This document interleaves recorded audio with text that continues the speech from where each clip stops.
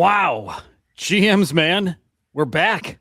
We're back after a short break, a 1 week break from the show. It feels good to get back into this thing. I love this show. Anyway, welcome to Chart Monkeys, the official CyberKong's weekly show.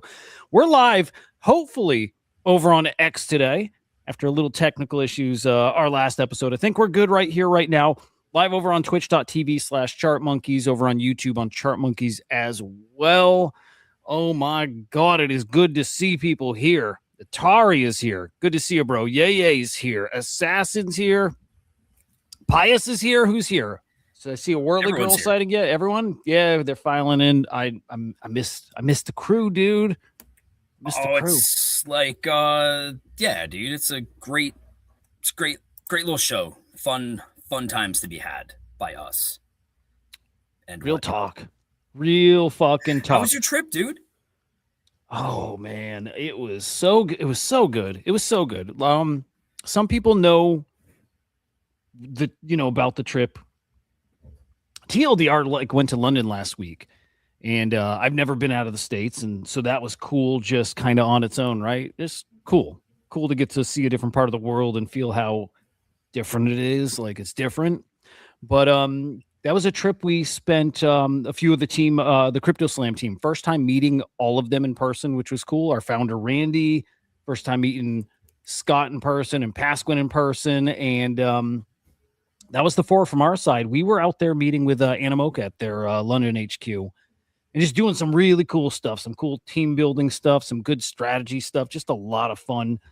Those people, by the way, are the best. There's some teams in Web3 who are fine, and maybe they're like degen, but they don't have the business edge. And these guys are like, they're rock stars to me, man. They are so talented. They are so elite with their skill sets and like maybe their background before even crypto and stuff, like the things they worked on, their stories of how they came together. Some of those people who had been part of Animoca or even part of Yatsu's past that have then come and go, right? Worked for him, before Animoca, come back to work with him in Animoca. Some of these guys have left in Animoca and then come back too. They're a really close-knit, like, family. Like, they're really close, and they really are like this, like, brotherhood, sisterhood thing. And when we got back this week and we were like having a little review of how it went, we talked about what is the most surprising things you learned about them. And for me, it was like a culture thing where when I think of base, I think corporate. And I don't think, brothers, sisters who are going to war together, kind of. It's not the vibe I get from the base team. The Animoca team, I do. It was so cool to see them excited about not what they were building individually, but what their teammate was building. Like, so many times they're like, dude, that's so cool. Let me introduce you to this person because they have built the coolest app for this thing. And they're working on it. They were excited to share what each other was doing. And I'm like, just these little things I picked up on, that they're more than just like clock in for a job or whatever. It's very much close team building and like doing the thing together. No time of day that that they're not doing that. Just awesome people, dude. It's so cool to have met them like that. To I don't know, to do what we're doing, and more that'll come at some point. But they're awesome. Respect the shit out of that team. Cool to meet Yat for the first time, like in person. I've had him on streams, right? But to meet him face to face was awesome.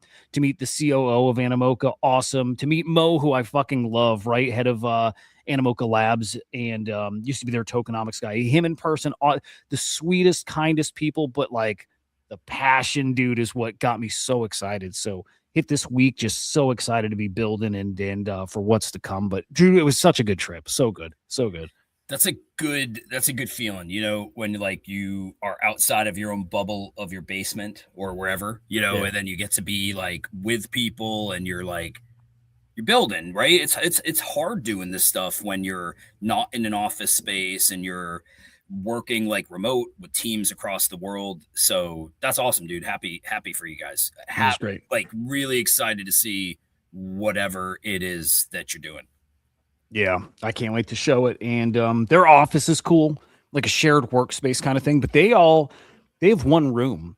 Like, it's one room, and they've got like comfy chairs set up. They've got some like not cubicles, but desks set up with computers at them. They got a PlayStation in the room. They've got this like cool soundproof booth you can get into if you just need a little more privacy and stuff. And just like a cool collaborative like workspace. And I'm like, that fits them. That just feels like what they're doing. They want to be around each other. I just thought it was they're not podcasting from behind carpet remnants.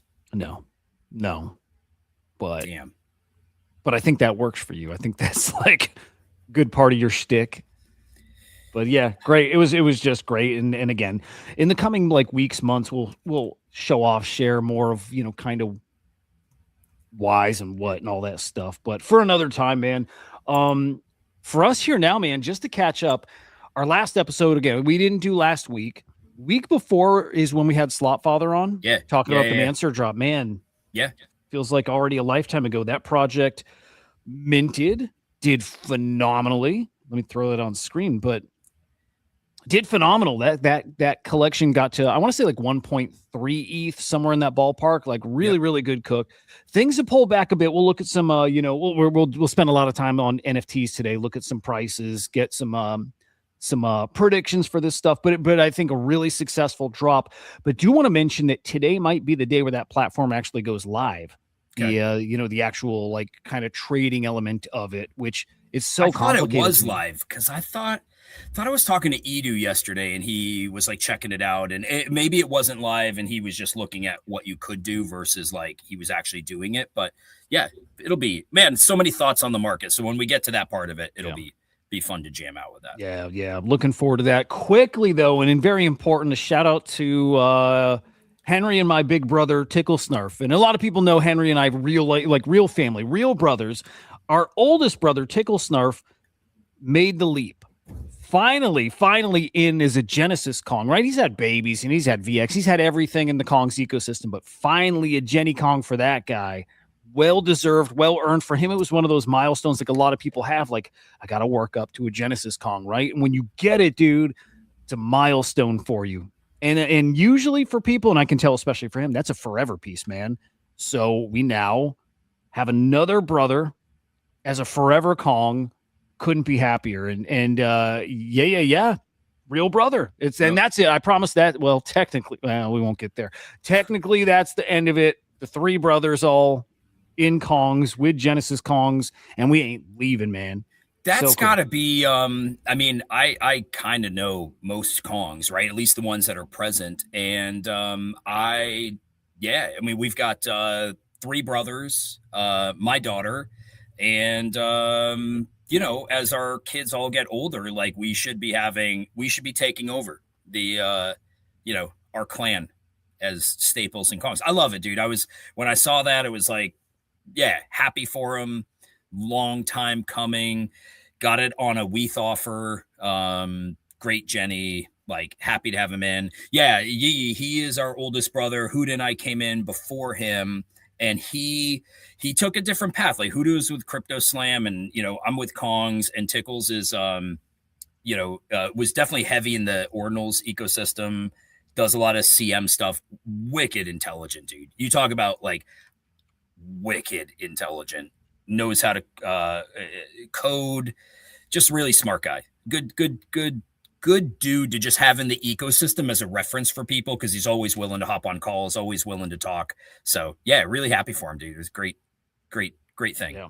The smart thing too, it's like it's even like you can talk about how smart he is, but then you got, when you give examples, he does stuff for like the World Economic Forum. He does stuff at the government level all over the world. He's like big brain, highly respected in the world of education. He's like, I think he's like 2 PhDs deep at this point.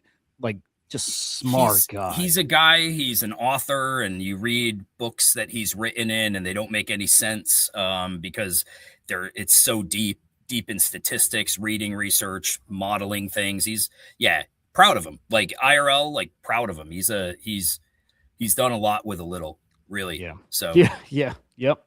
So welcome Tickle in the biggest way possible. Look, man, NFTs continue to feel great. Like this show is always flavored NFTs. It always will be. They're feeling so good, dude. Gary, and I don't remember if we talked about this last week or the week before. But Gary's been out there very publicly talking NFTs again. And I think it was like 2 weeks ago, he was on a Logan Paul show, Logan Paul's podcast. I forget the name of it, but talking NFTs.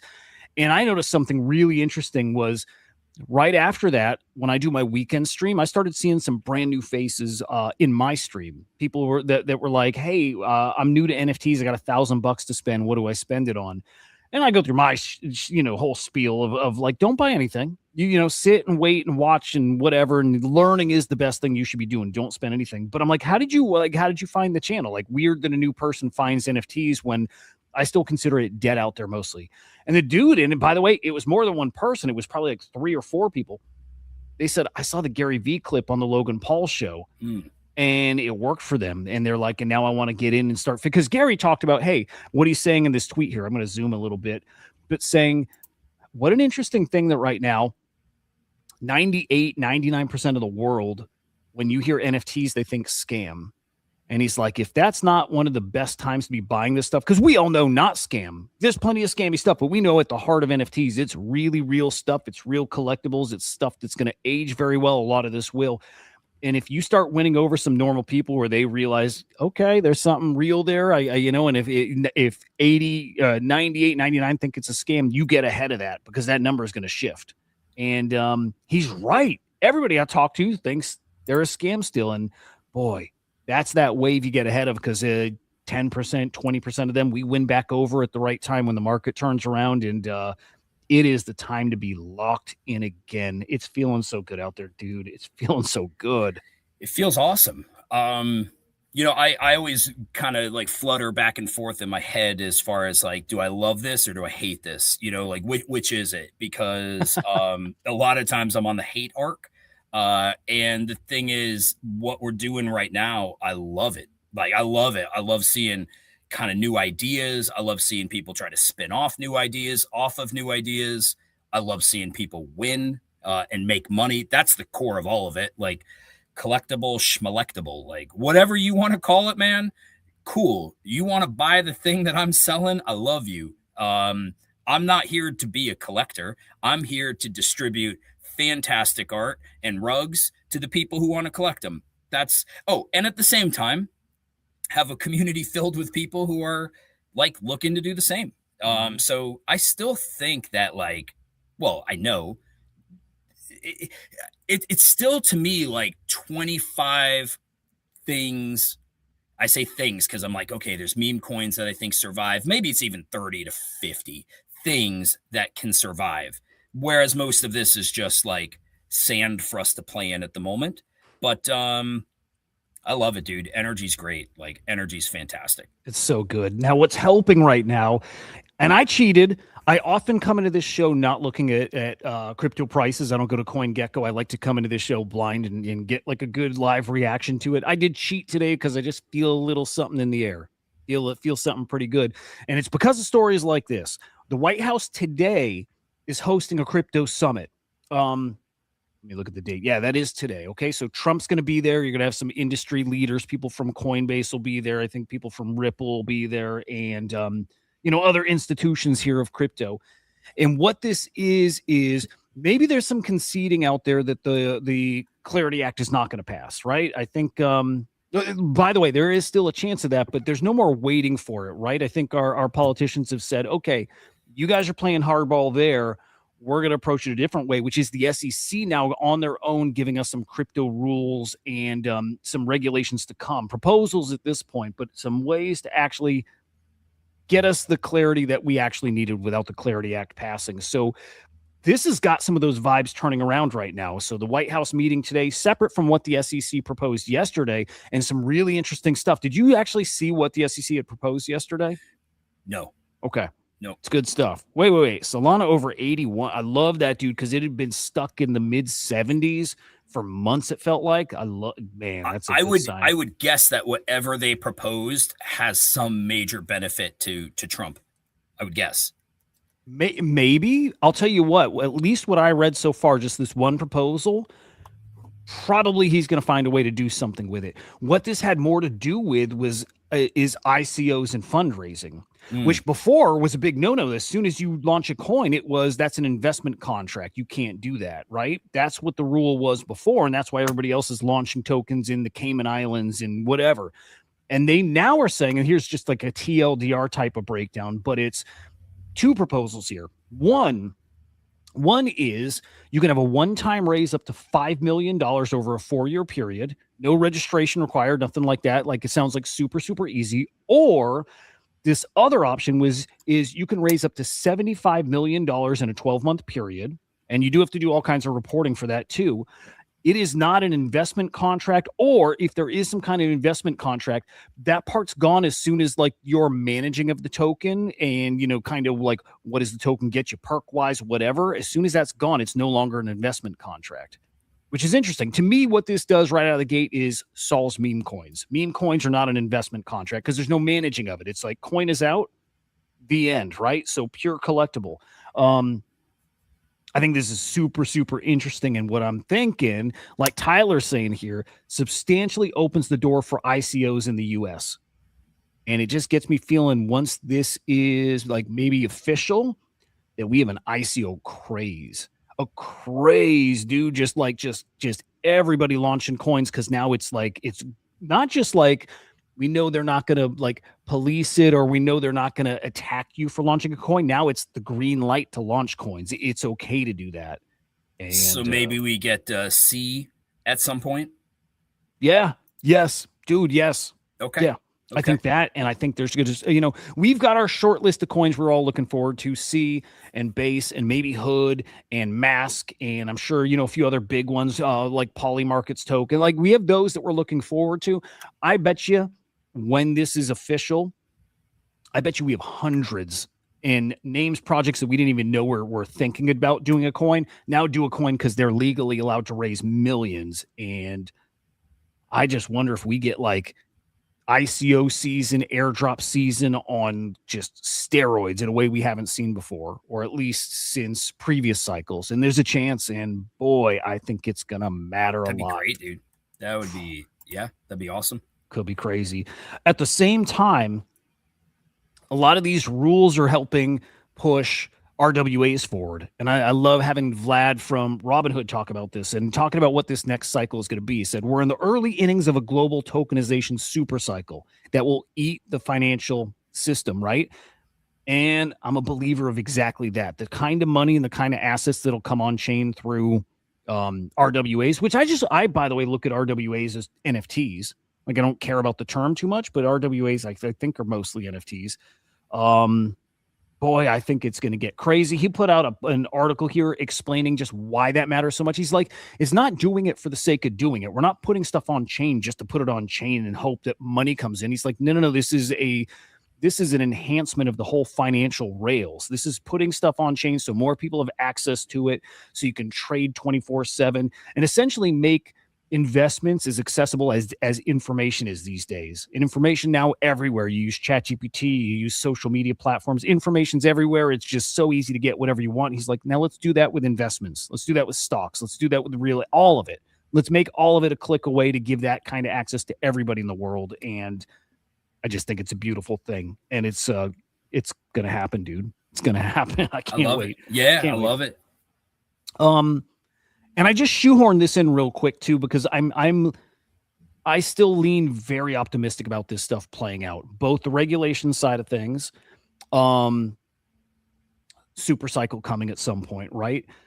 In Kong's VC last night, I heard some talk about AI, and like some talk about like, what if it doesn't play out? What if it plays out kind of like the metaverse, right? It's like the thing talked about, but we talking about my FUD. The FUD, yeah, and it was everybody's FUD. There was a lot of FUD about it last night, and I didn't chime in, but I wanted to. I figured I'll just do it now, though, which is I just lean optimistic with it. You guys have probably seen that post from like yesterday. Anthropic CEO said that the thing that'll win over the masses is if AI cures cancer.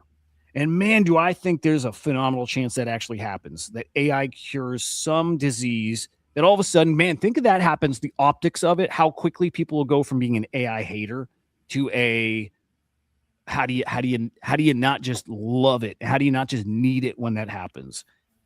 Well, Yeah, I think there's another side, which is what we were talking about last night.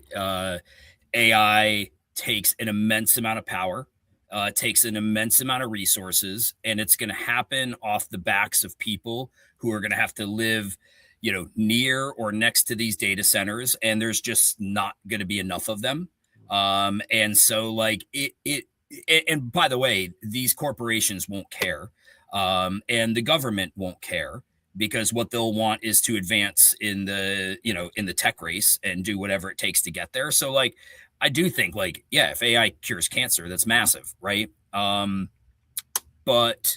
and AI is extremely helpful, but I think it's going to be in a early point, like it could become decentralized, but like even if it's decentralized, okay. So I'm just asking because I don't know. I see people like we had this conversation last night. Inverted was in there and a bunch of us talking about it, and I'm like, it's one thing to say something like, oh, it will become like this, like to Whirly Girl's point. It AI will become decentralized and be run in the homes of everyone at some point. Maybe. Do we even know if that's possible? Like, do we know if the power is possible? Like that's no less of an energy drain, right? Right. If you're taking it from one place and you're just like, okay, now we're gonna split it up between all of these places, it's still drawing power.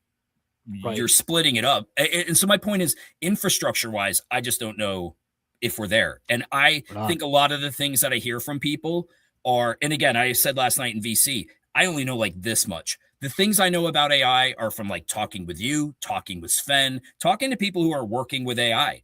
And I think people who are not working with AI have this propensity to talk about things that, like, when I hear it, I'm like, well, they don't really know how this thing works. I'm not referring to Whirly Girl. I just mean in general, like, yeah, it'd be awesome to have an AI trading bot that's making you tons of money. But like that's not right now, right? And yeah, but infra, I don't know. The more I look into it, infra is an obstacle. It is an obstacle. I think people don't understand how much it costs for this thing to do the thing that you want it to do. Like we were referencing last night, trading. How often do you want this? All of these things coming out talking about, hey, our thing is going to do X, Y, Z, right? It's going to trade. You can have it do this, that, or the other. Yeah, if you want this thing to be like amazing, this thing has to query all the time, right? Or as often as you think it needs to query to be able to compile data quick enough to make a decision on the fly. And that's what a lot of people want with trading. That's expensive as fuck. Yeah. And so like when I hear people talk about it, I'm just like, yeah, no, it's like me saying like, I don't know. It's like me saying anything that I think is possible to do. But then if I really dive into it, I'm like, well, yeah, it's like technically possible, but not practical. Right. Right. No, all really true. The other thing I would tell people to keep in mind, boy, AI has gotten so shitty the past 6 months. And I think it's colored our perception of like what AI is capable of, right? It's like, we've been promised it's going to be able to do this, and it's this good now. And then when we use ChatGPT and we use Claude and we use whatever your favorite, like model is, it's not so great lately. And then I remind myself how they nerfed things after we got for a few weeks a taste of how good it actually is. And now we know these just the frontier models, the best ones are all gated now. And they're so fucking good, those models. Like the little taste we got of them is what gets me more on that optimistic side of they're going to do the things we were hoping they would do. We just don't get to see that anymore, which is fucked up. But I think these models are that good, if not 10 times better than we think they are. And I think the solving cancer, I believe that happens. I believe so many things are to get solved. And this is just over the next few years. I think we're going to start seeing it. And I hope it fuels the AI bubble that some people are screaming is about to crash. I hope and I believe it's not going to, because of that. Those great models are doing great things and we're just not getting to see it yet. The other thing is they're not making these things aren't profitable. So until they're profitable, I don't just mean for us as users. I just mean like for the companies. It's all subsidized. It's crazy. They're losing. until they're profitable, like what business model, take aside like Uber, who I think was not profitable for their first like 2-3 years, that's fine. But like Homeless was saying, I think that Anthropic was not or OpenAI was not looking to be, spending any sort of revenue until like 2032. It's like still 6 years. You got to string people along, build data centers, inject tons of capital into a thing that is cool. Don't get me wrong. Like AI is awesome. It helps all of us with so many things. I just keep feeling like it feels very metaversey to me. The thing that I thought the metaverse would be like, oh, dude, we're going to be like fucking buying Nike shoes in the metaverse. And that's where we're hanging out. I'm like, no, it's probably not going to be that. It's probably just going to be like some helpful version of it. But like, again, even the state, dude, I'm on a full FUD spree on AI. Claude is really profitable now. Very. Like, what does that statement mean? Yeah. Claude is very profitable now. Very? To who? Like, to who and for what? Claude can be very not profitable for people. It just depends, like, what's the context of what people are talking about, That's the part that kind of irks me, is very generalized shit. And I think when you dive into the specifics of it, you find like most of it is just like, meh, it's meh. Right. Is Claude profitable for Anthropic, or is it profitable for the people using it? That's what I'm curious. Okay, maybe that's what he's talking about, that Claude is profitable for them. Yeah, got it. Yeah. Yeah, I'm curious about that. And I want to see Gravity. This is like the .com bubble. None of the original hot company. Yeah. But Gravity, is this going to be the BlackBerry? Is what we're dealing with right now going to be the BlackBerry of cell phones? It's hot right now, and then it's actually not going to be the thing, 4 years from now that we're talking about leading the charge on AI. And also, dude, like, keep in mind, I could never have a conversation with real AI people about this because I'd look like an idiot. And there would be probably really great points to both sides. But the more I've dove into the negative side of AI, I don't just mean like the thing turns on us one day and, we go Terminator style. I just mean the power consumption. The water consumption for cooling, the communities that are being like adversely affected by it, that like literally most people have no clue about. And the more I like see that, the more, I don't want to say I hate it. It's just the more I'm like, oh, this sucks, dude. It's going to be like another thing that people are going to make a fuck ton of money on. And those people aren't going to be the ones that are affected by all of the things infrastructure wise, et cetera, that are needed. So, Yep. With you there.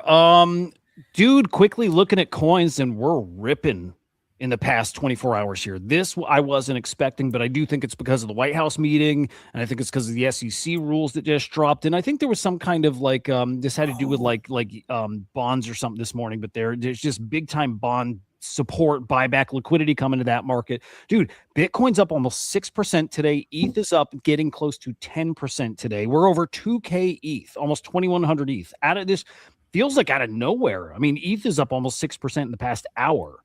This is like spicy all of a sudden. I see people saying, and they're talking about more like the meme coins and maybe even what's going on RobinHood with NFTs is like, we're going to look back at this as just a dead cat bounce. I don't feel that. I could see that being a thing. I could see it playing out, but I don't feel that. I feel like we are still at the very beginning of that next leg up, and like that big leg up, getting ready for the next real bull run here. And I hope, and this is a great sign right here, a really good sign. Again, Solana over 80 now, almost 82. It's looking really good. Really good. Speaking of Solana, we can talk dump at the end. We can talk dumpster whenever you want. Oh, fuck it. Like, let's just talk dumpster now. I mean, I know we got people around. We haven't chatted in a bit about it. I told you, like, tonight, I want to kind of, like, read you in a little bit to, like, what we're doing. Oh, me? Yeah. Yeah, dude, please. Yeah. Because, like, we've not really been able to connect on it. And the thing is, we've been, really quiet. Couple housekeeping notes I'm thinking. One, the bot in the Kong's Discord, not working. I think there's an issue with ME6. We're working on fixing it. So like something funky's going on there. Two, Lil P. He's a guy that a lot of you know. We're kind of giving him the reins a bit on the dumpster account because he makes great content. I've really liked him, dude. He's a fun community member. So Lil P's been Oh, and shout out to Pie Star. That dude joined our community, and he's really become like one of. He sent me an Evo Kong. I think like maybe rolled it 8 times, sent it to me. It's got the laurel. It's beautiful. He's one of those dudes, super Kongish, right? Like how Whirly Girl gives stuff out, and Coco always did that. But Lil P is yeah, he's doing these things, and you know what? He'll get his feet under him, like all these things he's done, and he's just doing them. And I'm like, okay, we'll talk some of these out. We'll kind of tweak some things a little bit, but like, be creative, do your thing. So yeah, we got that going. But all of that was to say, you know, we've been very quiet on socials, right? And I think some of that is because there's not. I mean, do people want to see for weeks that you're just like, something is coming?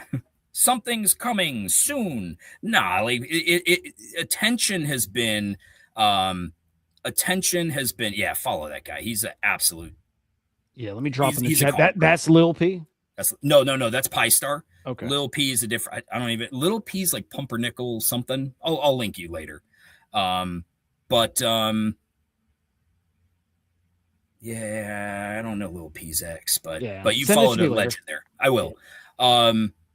So I don't even know what I was saying, dude. Lost my train of thought. Oh, yeah. So like the attention has been on Robinhood, rightfully so, right? You had stonk brokers just absolutely mooning. We'll talk about them after. And you've got their whole ecosystem, and you had FWA, and then you have like Dumpster, which has been like, you know, volume's been low, market cap, you know, people that either don't know us or they're just like, here's another thing that just doesn't work. Like it works, but you watch the powder go down, you watch no volume, you do the calculation in your head of like, okay, well, how long does the powder last? And what can my, you know, what can my yield be for my bags? And so the thing is, dude, Dumpster Fire was never intended to save Dumpster. It was always supposed to just be like an add-on for Dumpster. Do you know what I mean? It's like a thing that if Dumpster out of the gate was doing great, it's like this little active game to play. It was never intended to be the savior of Dumpster. Because, you know, people say like, oh, you guys got to stream it more. And the reality is like, if you want to play slots, you can do so without a tax on your, you know, on your monies. So like streaming it's fine, but it wasn't meant to be that thing that brought people in. So the reality is like, we've looked at what's been working out there for everybody, whether it's stonk brokers, whether it was FWA. And we were looking at all of those components, and we're like, what pieces of things can we pull in and blend together on a foundation that is in some ways, perfect isn't the right word. Pretty fucking good is a good word. The foundation of Dumpster is something that none of these other ecosystems have. And I think it actually gives like an amazing base to be able to attach components to. And I don't mean dumpster fire components. Dumpster Fire doesn't do the thing to bring volume in. The things that we're doing are the types of things that bring volume in. And so the thing is, like, whatever modular components you want to bring onto this, the goal is that they should feed the engine, right? You want volume feeding the engine. You want people buying dump to do the thing, and that thing may feed something else, but the thing all ultimately feeds into the engine. So I think if you look at what FWA has done, I think if you look at what stonk brokers do, if you look at what Dumpster is, and if you can envision, and whatever you come up with in your head will be different than we did, but if you can envision literally taking components of all of them and putting it into an ecosystem, that's what we're doing. And I think it's going to be good, man. So I know I didn't give any alpha there. I know I didn't say anything I've not said kind of in Discord, but the thing is we're working on it. And these are surprisingly much easier builds than even something like Dumpster Fire. So yeah, looking forward to like having this thing done, pushing it out there, then seeing the reaction. And like, dude, it's hard when you see Robinhood cooking to not want to do something on Robinhood. And we've been asked. I mean, dude, I had a couple KOLs I was in messages with the other day that had DM'd asking, like, you guys doing something on Robinhood? And like, the reality is like, would love to do something on Robinhood. But like, just think it out in your head. Look at how Betty got dragged for doing something on Robinhood. And I understand why. It's a very different situation. But like, imagine you're building this thing on Solana, Dumpster, and you're like, hey, we're working on this thing. And then you're like, oh, and while we're working on this thing, we're actually spending time working on this other thing, which is specifically for Robinhood. And like, as much as I feel like it could get action doing something on Robinhood, it feels disingenuous isn't the word. There's just something about it that feels really like risky. You know, for like the Kong's brand itself, to, you know what I mean? There's just something about it that feels like, I believe, and a lot of other people do, that there will be a rotation from Robinhood. Like, okay, can we address Robinhood for a second here? Oh, yeah. Do we want to? Yeah. So like, you know, I'm a huge fan of Simple Farmer. I love what he's built. I love the stockbroker ecosystem. I love what everybody is trying to do to add to it. You see how quickly something can go from almost 14 ETH back down to 7 or 6.5. Mansers from 1.3 down to 0.4. That's not their fault. Those things get inflated and elevated. And by the way, like, there's no one who knows this shit as good as Kongs do. We, in some way, started a lot of this idea of combining tokens with NFTs and watching things go to 200 ETH and watching our token go to $120 a banana. And so, like, we've been through it. And the reality is, when the air starts coming out of the balloon, when people start doing the math and they figure like, okay, well, this thing yields this amount, so here's what it should be priced at. And so like Mansers, as an example, like it was 1.3 ETH. It would feed into stockbrokers. People are excited about it. But then like when it's not doing the thing, then it kind of brings everything down a little bit. I'm not saying that these things are dead. I don't think that at all. But like the reality is, all it takes is a slight shift in the wind, and all of a sudden you go from beautiful waves with offshore winds to wind slop, because it's like because in the end, what props these things up? It's the belief that the next person in line is willing to pay more for it than you did. And so as soon as that happens, you see what happens. As soon as that happens, you see a correction. And that, again, I don't think this thing is over on Robinhood by any means, but it makes it like, okay, cool. By the time you build something for Robinhood, those wins could be completely 180 degrees from where they were. And next thing you know, Solana's cooking, or ETH mainnet's cooking, or ordinals are back, or whatever it is. And so like, to me, I just feel like this thing we're doing for Dumpster, it makes a ton of sense. And I don't want to fuck that up by just putting something out on Robinhood that, yeah, we could probably make money on, and yeah, people who mint could probably make money on, or whatever that is, whatever that looks like. It just doesn't feel like Kongs, if that makes sense. Yeah, dude, use your instincts and stick to your guns. And I'm with Mert here, expecting a big NFT renaissance on across the board, but on Solana. And if you're just there and that's been your focus, I think you benefit from it. And I still think Kongs can be the leader of that, can be the thing that helps drive that back. And opportunity is right there. I think so, dude. I think like, you know, some of these things I wished we had thought of before, but it's like anything else, man. Maybe it's good that it happens in this order. Robinhood took a lot of attention. Hard to keep pace with something that's just getting that much attention. And kudos to them for pulling that off. But yeah, the safe bet seems to be like, let's keep working on this, because by the time we launch it, you know, some weeks, we're not talking months, we're talking some weeks. Maybe we've got an NFT renaissance. Maybe we've got some great action on Sol. So yeah. I'm looking forward to teasing more about it, because I think it's going to be fun. Yeah. Fuck. I'll pill you later. Wait. Yeah. Let's make sure to talk today. Can't wait, dude. Over in NFTs, and let's hit some of the big mints that have happened the past week. Let's review stockbrokers a bit. Let's talk about some other things coming out on Robinhood, on ETH. It's pretty darn active right now. Like, there's just this growing list of things coming that I think we need to be paying attention to, but including something like this. Gary talking very bullishly about NFTs, love. Adam talking about bullishly about NFTs, love too, and he doesn't stop, and we need that guy. But love that he said he was seated next to Gary at, I think it was a wedding, right? Is that this post even? This guy's walking down the street, I think, and recognize Adam. Very cool. Separate post then from Adam said he was at a wedding, sat next to Gary Vee. They shot the shit about NFTs the whole time. Justin Bieber was there, and Adam said, "I need to go catch up with Bieber and tell him to rock that Bored Ape again." Right? Like that's common, dude. Like that is going to happen again. Those guys are gonna, it's going to get cool again. That little cycle of NFTs, cool, not cool. Back to cool is coming. I can't wait, and we got the right guys to help drive that. So, very excited for it. What I'm really excited for right now, though, dude, is just some brand new hot mints that are coming to market here. This one may be the one I'm excited, I think the most, coming in just a few days.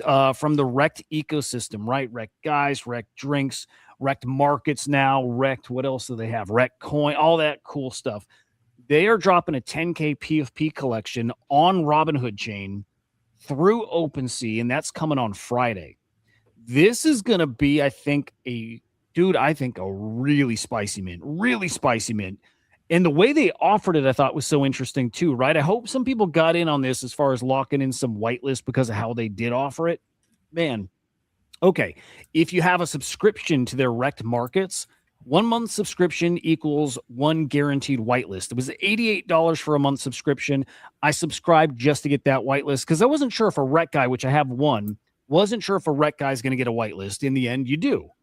So I got that 1 month sub, and dude, we were in chat, and I'm just thinking through this stuff, and I messaged you and ended up messaging in our little group. I'm like, how does it not make sense to go buy the annual pass now that we know that comes with 10 mints? I'm like, how does that not make sense to do that? $800 for the annual pass. You get 10 whitelists. They cost 0.02 ETH to mint. And I'm just thinking, we ran some numbers. I'm like, if these things, again, think Wrecked, as big a name, as a big a brand, as cabally as they are with, who they're friends with, who's going to buy, who's going to talk about this publicly. How do you not see those things going to 0.05 or 0.1 or 0.15, and maybe things get crazier and it's a quarter ETH? I don't know. I'm thinking 0.1 to 0.15, but I'm like, how do you not see tons of upside there to the point where like you should buy that annual sub? You should get those 10 whitelists. I couldn't see. I was doing the math. I couldn't see a way to lose with this thing unless these things like mint and only get to 0.04, 0.05. Then you're just break even, basically, just down a little. I'm like, I can't see it.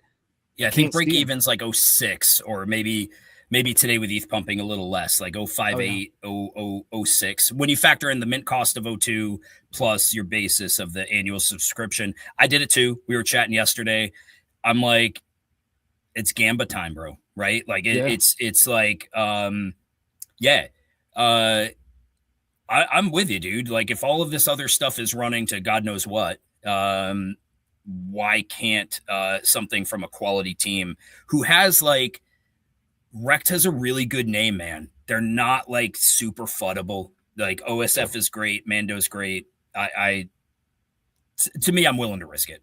Yeah. Guys with money in that ecosystem who want to support, who will support, right? Blocks, you said, a lot of those guys have a lot of money and they play their own ecosystem, very much like Kongs. Kongs do a thing. You can count on this baseline support from Kongs that's going to put that thing, in the green, at least for a period of time. And they're the exact same. They have hardcore community who's going to play this thing, which, by the way, is a game. It is a game. It's going to be these 10,000 agents that are going to be paper trading the market. And it's an elimination game, right? So you're going to play this. Hopefully you make it to the end. If you make it to the end, you win a pool of, I'm assuming, ETH or maybe REC tokens or whatever, right? And you can get eliminated. If you're eliminated, you keep the NFT. So you've got a PFP on Robinhood from the REC ecosystem, which I think holds some kind of value just on its own. But the game is going to be playing the game, hoping your guy makes it far. Prizes along the way, too. If you don't win this thing outright, there's still prizes along the way. And I just think he's an expert at dialing that stuff in where he's going to keep you wanting to play because the reward is going to be worth it. So, yeah, I think this game's going to do very well. I like the timing of it, too, where it mints Friday. And I think the reveal might be Friday as well. Maybe it's a few days after, but I like that the game doesn't start for a full, maybe almost like week afterwards, meaning the market's just going to be open for a week where you can trade these before the game starts. A week of hopefully some hype building, some teasing of the prizes you can get, things that drive up the value of those NFTs. And man, I think these are a great play. And I think there are still whitelist spots you can get. Annual is sold out, so you can no longer get the 10 mint thing. Okay, But is monthly still available? Because I thought annual sold out within what, maybe an hour and a half of the post or so, yep, give or yep. take. Yes, I think the monthly stuff is available. Now you'll know for sure, and I didn't know this ahead of time. I was worried that you go buy the annual thing and you're not sure if you missed the cutoff. They only had 60 spots open. So I'm like, what if you bought and you were 75 and you didn't even know that they crossed that limit, right? They make the subs not available as soon as they hit that limit. Yeah. Like no more, they're not. So if you can buy a monthly sub right now, that means you've got a spot, a guaranteed spot. I highly recommend doing that. $88 for the month, 0.02 for the mint. Again, if this gets to 0.06, you break even. But with how this market's been going, especially seeing crypto pumping right now, and if this brings us a little resurgence back to Robinhood chain, I just see this as pretty easy 2-ish X with potential for quite a bit more if this gets really, really hot. So I recommend as a gamble getting that sub, getting that whitelist and minting this thing and see where it goes. But I think this is something. And feel free to use my referral link. Dropped it before Huda did. You can erase it if you want. No. But I think I make a few shekels if you decide you want to do it. So that's awesome. For all you poors out there. You also, by the way, when you sign up, you're going to get an allocation of REC token. I don't know how much you're getting, right? But you're going to get some REC token airdrop to your wallet. You're also going to get some Epic token, right? So from Mando, that Epic coin, you're going to get that airdrop to your Solana wallet too. So it's like that $88 you're spending for that month sub, it's already subsidized. You might even be paying only half of that. That might be fully covered by the amount of token you get. Don't know yet, but this is almost, I mean, I'm not going to call it a free mint because it's not that. You're definitely coming out of pocket. But when we get those tokens, it might be closer to a free mint for something with just some great upside. And I will just bet on anything that OSF does. He's just that dude. So we'll see how this goes. But hot mint coming Friday. Keep your eyes on it. Probably some plays on secondary too here. But I hope we cook. I'm excited for it, dude. Fuck yeah. Yeah. I hope we cook. It could be great. And aside from that, there's just a lot happening here that I think's worth being excited over, dude. There's this cool mint coming to Ethereum Hypertoads based on Cryptoads. And it's just cool little artsy. I think it's super artsy, gamified, I don't know, mint experience where you have these initial Hypertoads that are minted.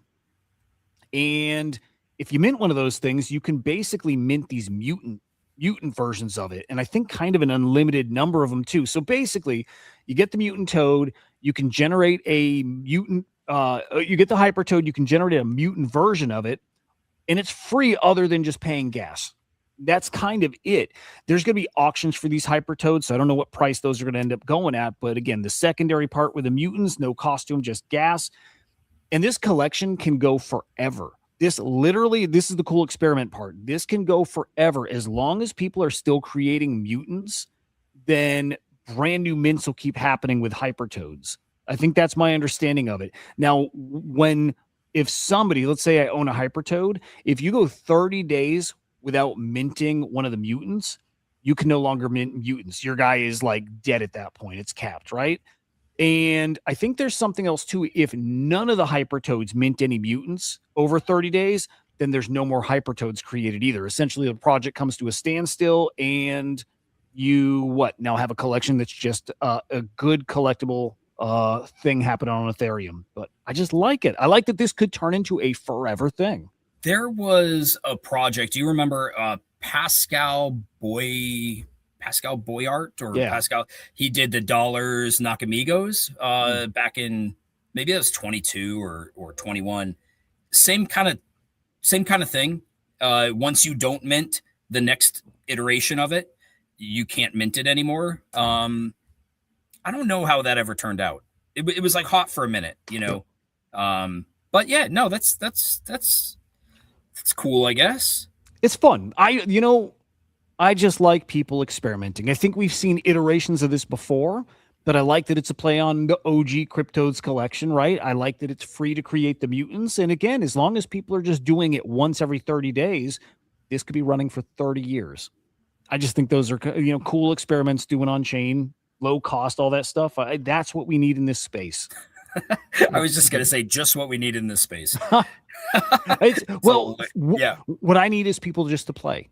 You know what I mean? That's the end game. Yeah. It's just to play. and you never know what kind of stuff this inspires too. So Fair. I, I dig it. Um, we'll kind of go through some OG projects that are also doing stuff, then to the new projects doing things. But Doodles, I'm really interested in this one today. This is a today thing. Their toy factory goes live, which is, I believe it's like you craft a toy and it prints you the physical toy of it. I think that's so freaking cool, just for fun. I don't think there's a money play here. I don't know, but I like it. I like custom toys. I like seeing the projects just doing new things. I like the look of the characters. I'm personally looking to see if I can get minds somehow attached to this where I can create like an AI mind, um and then have a toy version of it too, where I now have a toy that has kind of like an AI soul that I can talk to, play with, whatever. But we'll see. I need more details on this, on like how it's going to work. In fact, let me check and see if Are they're they like posted. $59 or like $159? Never saw the price, to be honest. I saw Warner say something the other day about it. Okay. And I'd buy one for 150 or whatever that 4-inch number was. toy. Yeah, yeah, yeah. I like this shit. I do. Yeah. This is the way I support projects. I buy their stuff. I just buy their stuff that I expect no value out of it, but I just like the decorations. You know what I mean? I like it. You should Yeah. buy me one too. I will. I will. I wonder if we can get. Yeah, I wonder how much you can make them look like however you want. We can get characters that look like us or something. But I'm curious. I dig Hey, it. man, I like the doodles. So like, cool. Good guys, good team. Let's see what they cook. Hebu's coming really soon. That's coming next week. I mean, that's 6 days off. So we'll see how that does too, right? From the Cleanosaurus ecosystem. We're just red hot and just doing the coolest shit. So that's coming. Again, this is just to say there's some stuff coming that we got to pay attention for. It's very, very alive in this space right now. Not so familiar with what Meebits are doing, but they announced the launch of Meebco Labs. R&D experimenting with their IP. Let's see what they build out of it. But again, I just like seeing the builders building. I like that. And you have the flip side with the degenning on Robinhood chain. So it's just like a lot going on, but both sides of it. Quality stuff and then stuff that, maybe quality, we'll see. Bold Leonidas has got some PFPs coming. I dig that as well. Those They look fun, what he's posted. They look fun. They'll cook. They'll cook. Are they Robinhood chain? I don't know. Okay. Yeah. It's a great question. Yeah. They'll cook if you can get whitelist for this. If you can find your way in, I think you got to do that. He's like a dude with motion, great artist. Like, man, just keep your eye on that. Again, kind of sticking to OGs, and I'll call this an OG. But the creator of Bitcoin Puppets is back. He deleted his account. I want to say 6 months ago. Back, dude. The energy's starting to come back. The characters of last cycle coming back. I need a puppet bad, dude. But yeah, he's back. That just gives me some hope about the ordinal side. But over on Robinhood chain is where, you feel it. The energy's over there. Unvault, I kind of flip-flopped about, I think this is going to be hot. And then all of a sudden, I think it's not going to be hot. Back to thinking, I just think it makes sense. And it has a really good chance of being hot, which you guys, Kongs, have collabed with them. And I do think this thing has got a decent chance at a cook. Do you, boy, I think maybe this hadn't happened to collab since our prior show. Like, what can you tell us about Unvault? Well, what I can tell you is that the tech itself is cool. Like the ability to, let's just say, like, migrate, even though you're not migrating. Essentially, you're migrating to the chains that they offer, and it's easy. And so, like, you can, let's say you're on mainnet, you can unvault that on whatever, Ape Chain or, Solana or any of these ecosystems. And you can make an argument that it's completely unnecessary. And that is true. But if you can, I think what it does is it gives you the ability, like, okay, let's say, Robinhood is hot right now, or the next chain. Well, if you can unvault there and do something, maybe you've got a mini game, maybe you've got some perk you want to be able to give to your collection by doing this new thing on this new chain, using their divots, you have ways where you can reward people to do certain things. So, like, what I think is that it solves some of the problems of migrations, because one of the things that you can do is you can migrate your collections without losing the provenance of the original contract, because you can always go back to it. So that's an interesting thing because it doesn't actually burn the NFT. That's an interesting component of it. So yeah, we're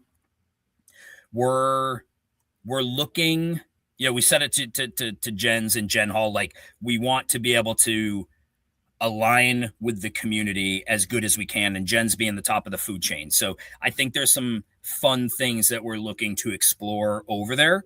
And I think it makes a lot of sense. So yeah, I know that doesn't answer a ton of questions about like, well, what exactly? But the reality is it gives you the ability to be able to do things with your collections on other chains. And I think I think being omni-chain is, I think it's awesome. I mean, dude, we've been on so many chains, right? Right, I mean, we've right. been on Mainnet, Polygon, Ordinals, Solana, Ronin. Those are all kind of massive lifts on the tech side of things. This just makes anything in the future so much easier to do.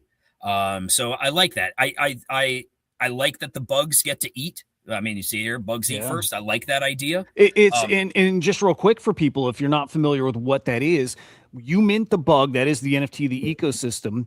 It's your mint pass for NFTs that launch on this platform. So, right, if you get one of these things and there's a hot mint coming up and you have a bug, you have a whitelist to mint that stuff. These are really cool. But the coolest thing to me was your activity that you do on Unvault.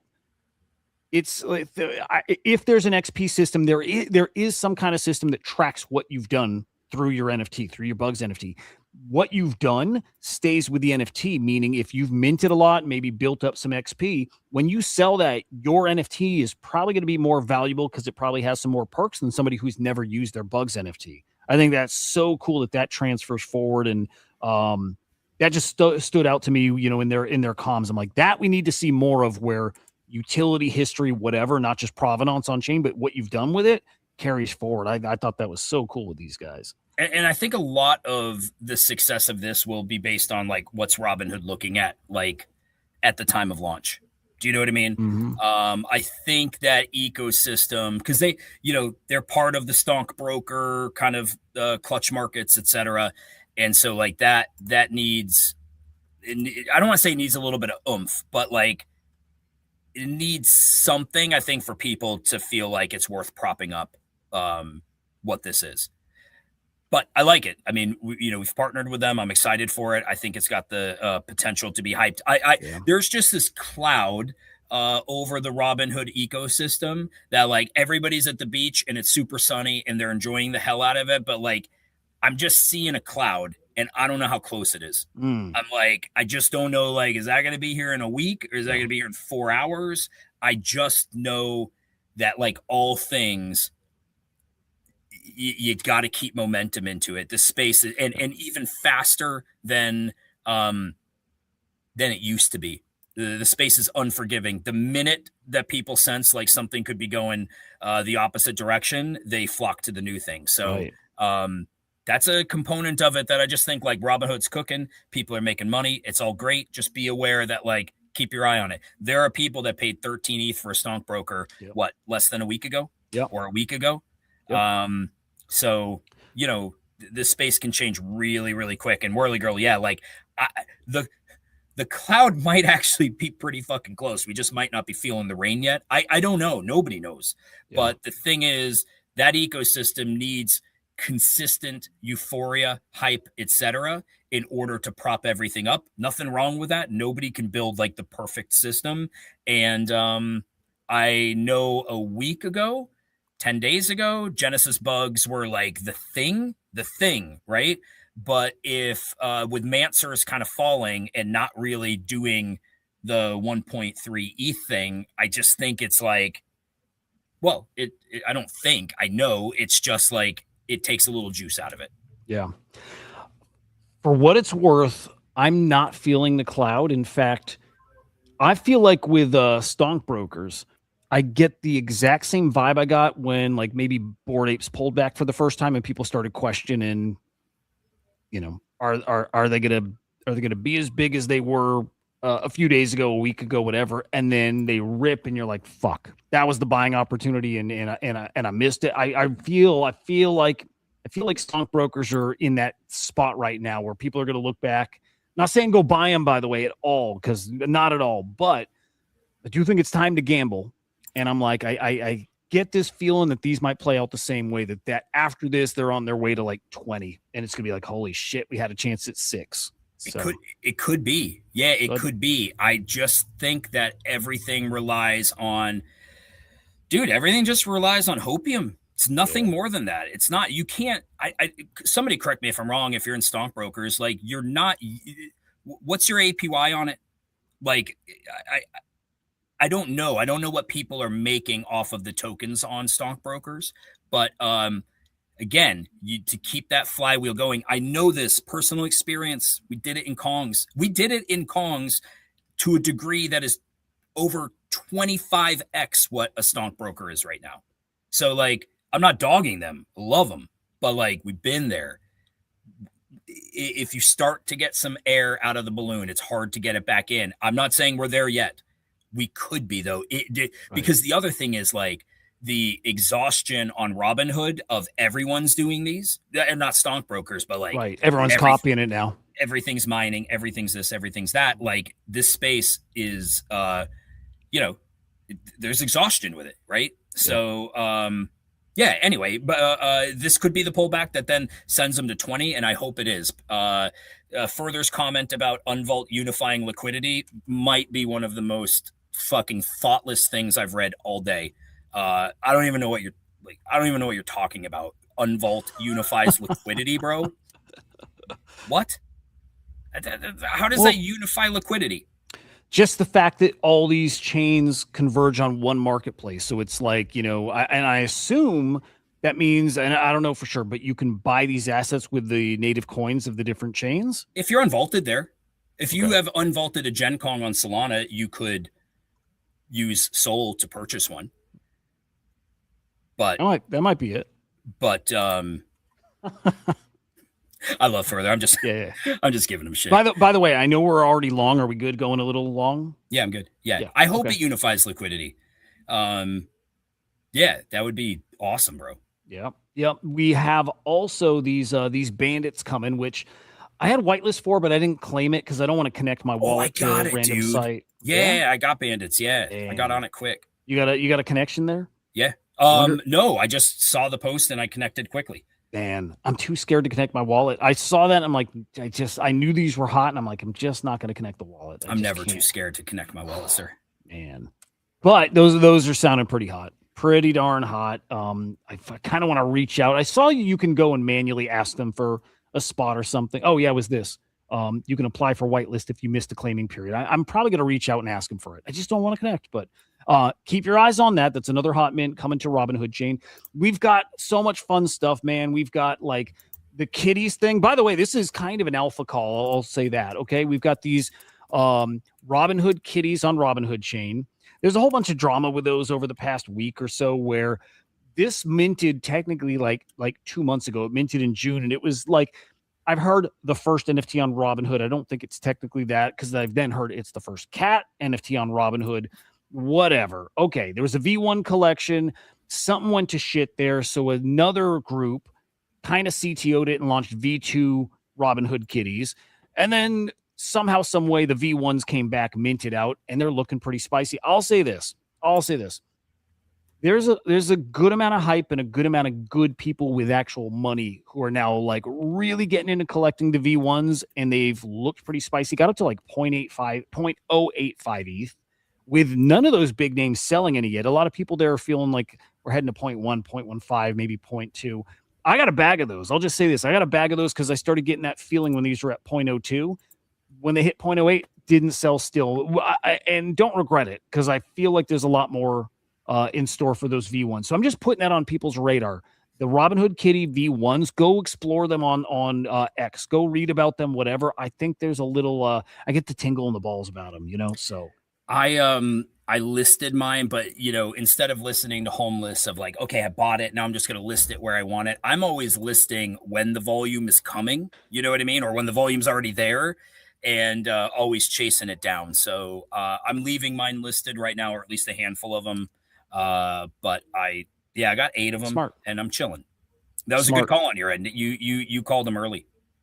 They felt I Those minted a they felt couple of right. these, or bought on the secondary, these Qtrons or whatever. Hugos, the late stage archetypes. How are those doing? I got in at like 02, and I'm proud to say they have a collection floor of 033. There we go. Man, cooking. Cooking. Wait, these guys here are different. No. Let me link it here. I saw TMA had grabbed a couple, so I'm a follower. Here, I'll put it in the comments. There you go. So, yeah. Those late stage archetypes. Yeah. Here we go. Yep. Yeah, dude. I'm seeing similar talk on the timeline about these, and just feel like there's a lot that's just primed to rip. I like that they're on ETH. I feel like there's about to be a cycle, like a return to ETH, and I think it's going to get spicy when it happens. And I kind of think that's not far. Just like with Solana, I think that rotation is ready. And man, the better Robinhood chain does, the better all this does. It's going to get really, really freaking fun. I'm pumped. We had the Saudis also. There was some drama there, but the Saudis launched those oil rigs, and then a lot of fun about that when people realize it's not the original Saudi team, it's some other dude, and that dude has maybe a history of rugging coins, and I sold my rig, I didn't do it, but some of you guys are still in those rigs, and some of you guys are actually printing on that oil coin, which is awesome to see. So GG's if you stuck with it. I think you're probably up decently if you did that. I sold. You sold?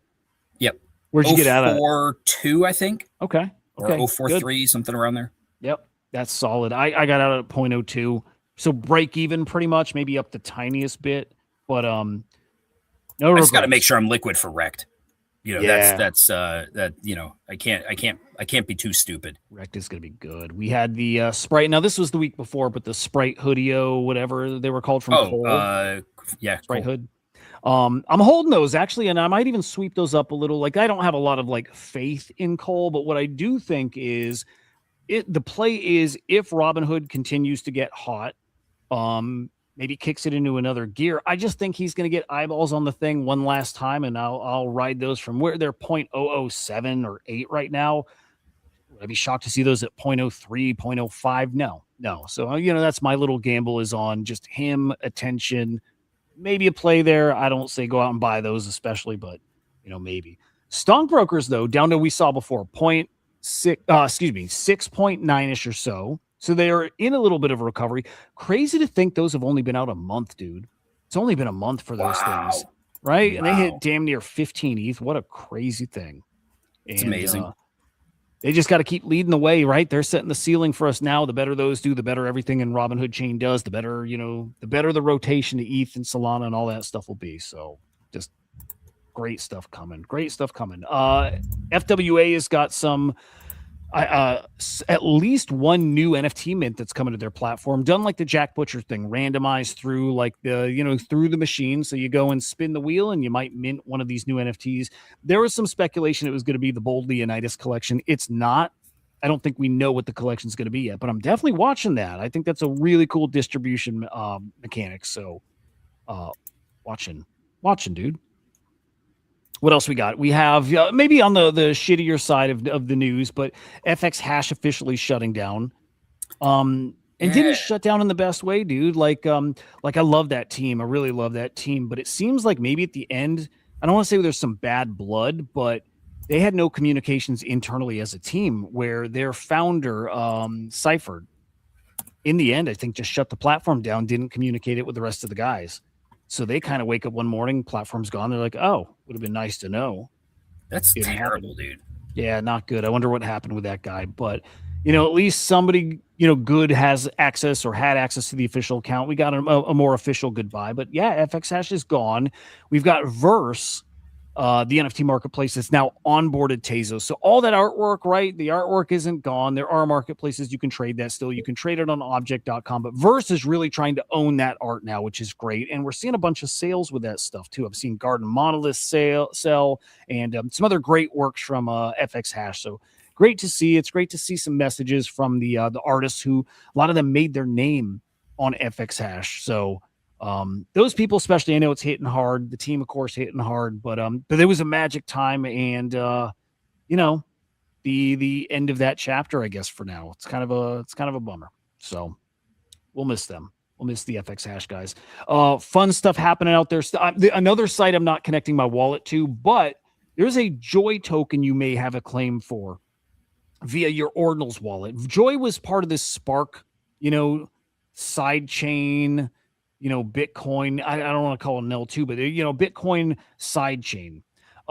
It's now taken the form of this thing called Joy. Connect your Ordinal wallet, see if you have some tokens to claim. That token speculation that it might actually be on Robinhood chains. So like DYOR, maybe do some digging. Maybe it's worth connecting. I'm not connecting my wallet. I tried the other day. Any allocation? No. Really?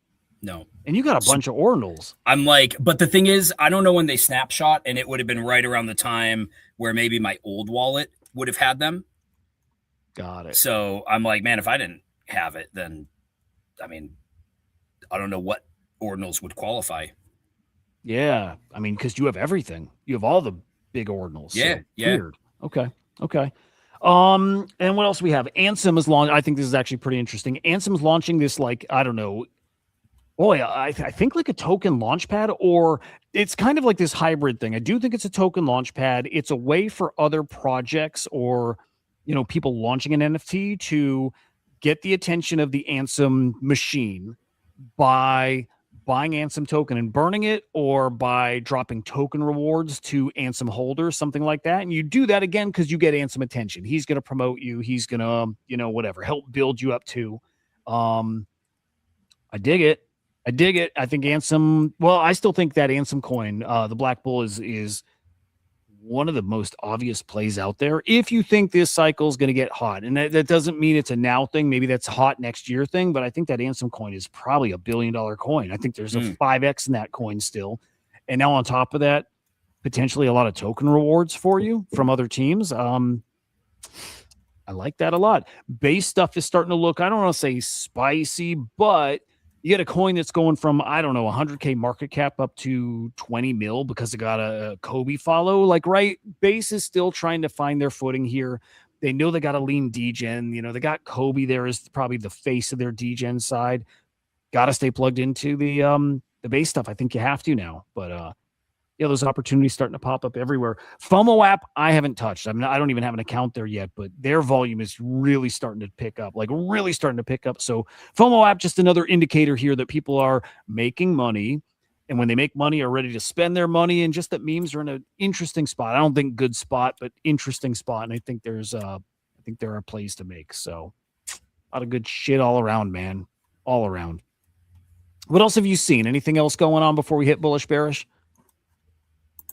I'm thinking. Okay, I'm gonna set it up. You hit everything. You hit everything I've seen. It was weird. So I mentioned before, busy week, lots of good stuff. At the same time, there's like a little slowness to it. Like there's not any big thing like a stonk broker that just dominated, over the past week or two here. It's just kind of all stonk broker. But yeah, I think that's fair.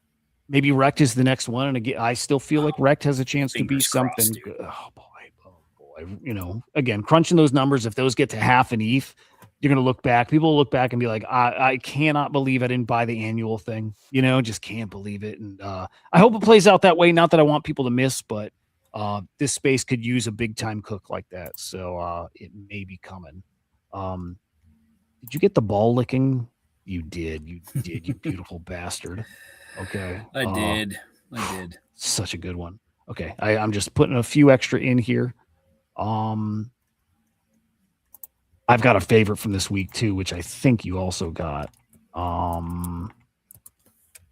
Yeah, here it is. Oh my God. Just the fucking best. Okay, I think we're ready. Let me find it. Oh, let me put this out there too real quick. Yeah. I messaged Joe. Joe, our boy Joe. Okay. Yep. And just said, bro, I missed you. We just need to hop on a call and chat. And we're going to do that this week. And I am going to do everything in my power to get Joe on our next episode. Well, dude, okay, so next week I won't be here. I got knee replacement surgery a week from today. But maybe Joe can fill in. Oh, that'd be fun. I'd rather him here with you here, but True. we get Joe back. If we do that, it has to be he has to commit to a second episode when you're back. I was gonna say maybe I could pop. No, I can't pop in that. The week after, I'm hoping I can be doing it. We'll play it by ear. Well, okay. Let's wait till you're back. I think that's the right way to do it. Okay. And I'll use that to like get him in his feels a little bit. Henry's going to be in. He's going to be injured. We're going to need your support. He's going to love that. He's going to love it. We need a Joe. Joe, just bank on it. We will get Joe back for an episode very, very soon. So next week, no Chart Monkeys, but week after, maybe. Yep. Very cool. Do you want to hit Bullish Bears? You want me to hit it? I'm on it. You do it. Bullish Bears, Bullish Bears, Bullish Bears, Bullish Bears, Bullish Bears, Bullish Bears, Bullish Bears.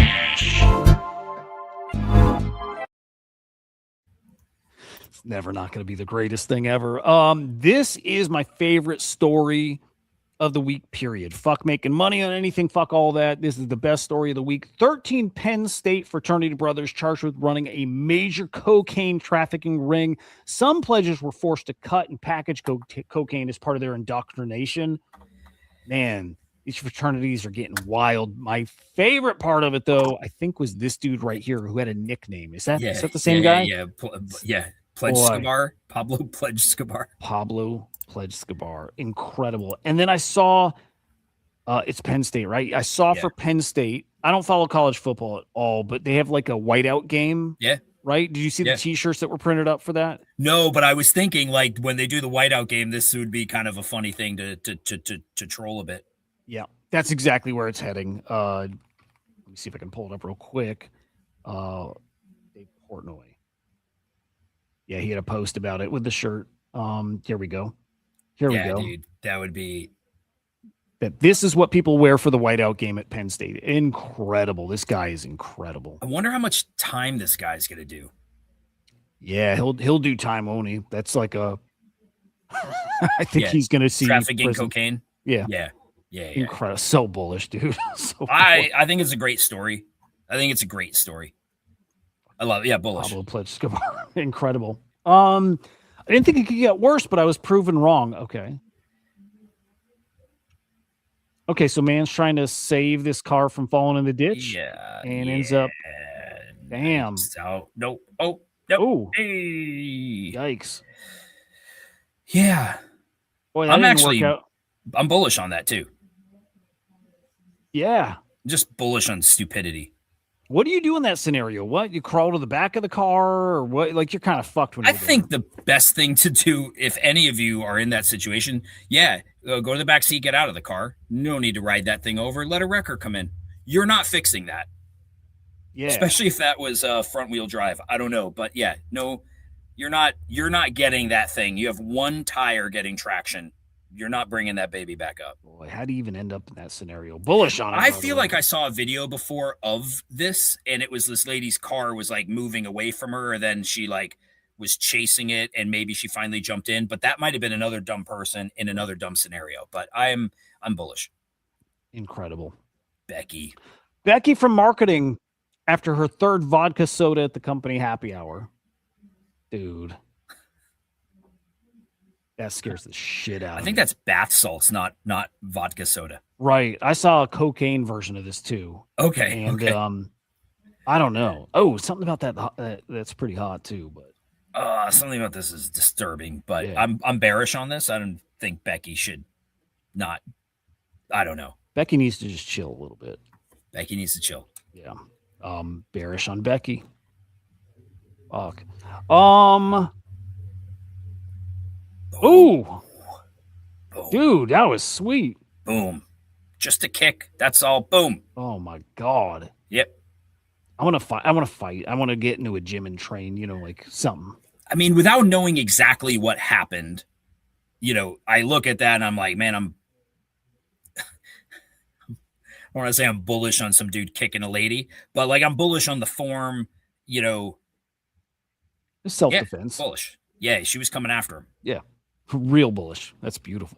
That's some kung fu shit. That's right. Have you seen this video? No. Oh, is this what's it's community noted? Is this AI? Let's peek at the note. Please don't be AI. It's part of an AI generated clip depicting pastors with luxury cars. Okay, but let's see. Damn it. Sorry, guys. Damn. Oh, he just continues on. Yeah, it's yeah. fake, I just was kind of bullish on like the get up, the plastic he's wearing. Yeah. But yeah, here I go. Henry Phil, AI. Well, yeah. This I thought was going to get an AI tag and never did. So some kind of wrestling fucking tournament, whatever. You know, sometimes you end up in a position like this. And what do you do when you're in that position? How do you get out of it? I don't know. Show me.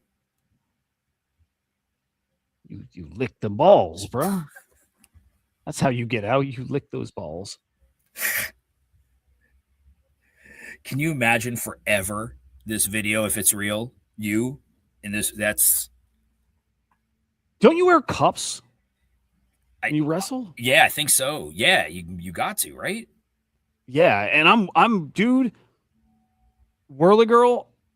I thought this was going to get an AI tag or something. I thought this would have some kind of community note, but nope. Nope. This is real, and that's a real power move. That's a real man fighting for his victory. It's a true bottom. Yeah. And I think no matter what, he can consider himself a winner after that. That's incredible. Bullish on it, though. Yeah. There needs to be a name for that move here, but bullish. Rick Charis set the high dive record in 83, which remains unbroken to this day. Wow, he's high up. I read that as Charles. Rick Charles. Okay, there we go. Look at that. Holy shit. Look at this man, this specimen. You got this, Rick. Dude. Yes, and... good form. Can you imagine this? Wow. Yeah. Oh, wait.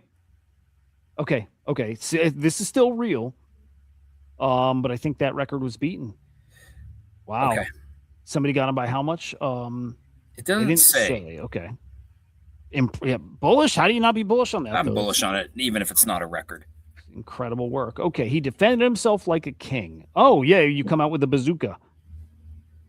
Yep. Is this community noted? Nope. Okay. This is real fucking street deal. I got this. Yep. At that point, why run? Why would you? Yeah, but why would you lay the gun down, bro? Right. Yeah. Bullish on it. Yeah. But, dude, I want a bazooka. Doesn't even look like a real bazooka, to be honest. Like that can't be real. How is a bazooka going through? It looks like it's got two tubes. Right. Yeah, maybe it's dual loaded. I don't know. Pretty cool. Pretty bullish. Okay.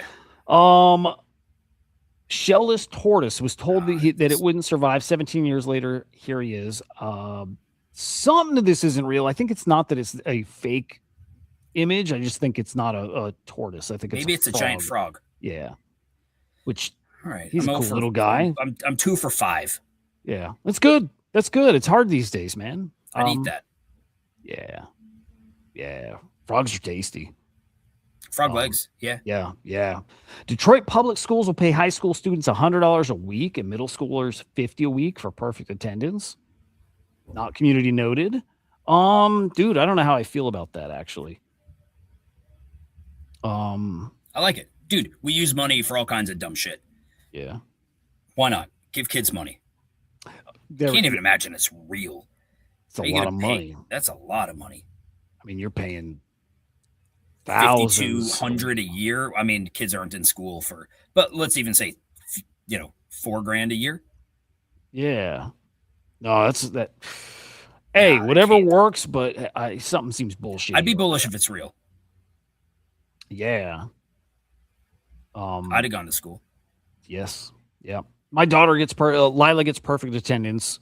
Gwen hates going, skips whenever she can. Yeah. This would get her going though. So this, for that reason, bullish. I threw this in here. These cats were separated because they kept fighting, but you can't stop it when there's bad blood. No. You know what I mean? There's no stopping that. And so they go into war still, separated. This ain't over. This ain't over, bro. Fucking bullish on that. Come on. So cool. Fucking savage cats. Bullish. So bullish. A couple more, then we're done. This is a robot racing. Oh, I saw this. So good. Robot breaking the human speed record and breaking an electrical box at the same time. I love robot videos. So fast. So fast. Boom. This is real? Yeah. That's hilarious. That's funny. I just love watching it run and then at the end try to like fucking avoid it. Oh man, I love it. Bullish. So bullish. Okay, hang on. This one will need audio and we'll wrap there. Oh, I'll just throw this in real quick. There was a study done that shows that TikTok short form videos really do fuck your brain up. They really fuck your brain up. And we all know that, but now studies showing it's absolutely true. So it's absolutely true. Okay. We'll share this. This is great. I don't know. Well, Gen Alpha roasting a Gen Z or making fun of like content from those fucking just obnoxious, Gen Z content creators. Hang on, just doing it so I can do the audio. Okay. Hopefully no echo here, Henry, but just a heads up. And this girl is great. I mean, it's lettuce. It's just lettuce. Hi, you guys! We are back again with another food review. Today, I stopped by, once again, my local food market and picked up this lettuce. Or lettuce, I'm not sure. So today we're going to try it. Of course, we can't forget the ASMR. So let's go. She does it so perfect.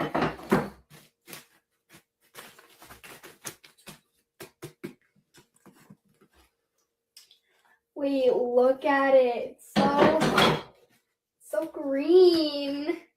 Okay, we're going to try it. I'm so scared. Okay, 3, 2, 1.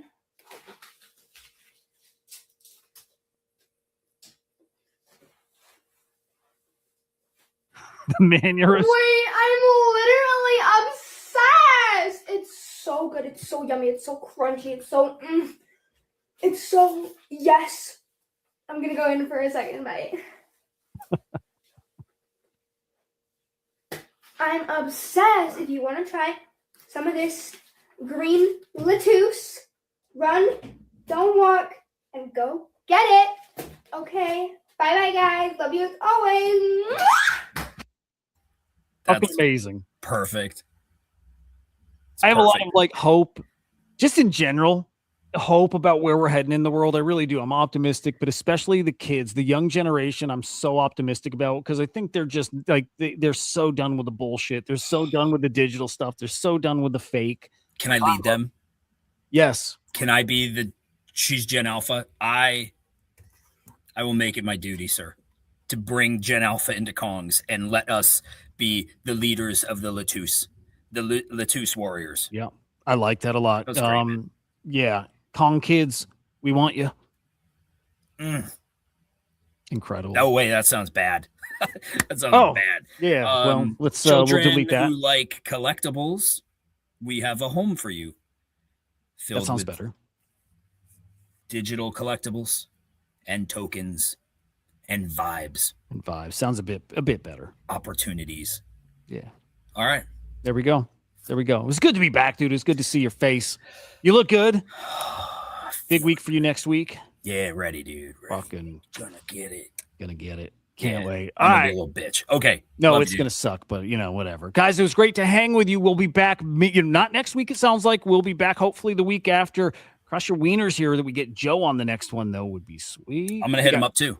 There we go. We got some guests coming up, I think, in the next few weeks as well. Get that ramping up. A lot of fun stuff coming, guys. Stay locked in. There is money to be made. We'll see you next week. Week after. Goodbye.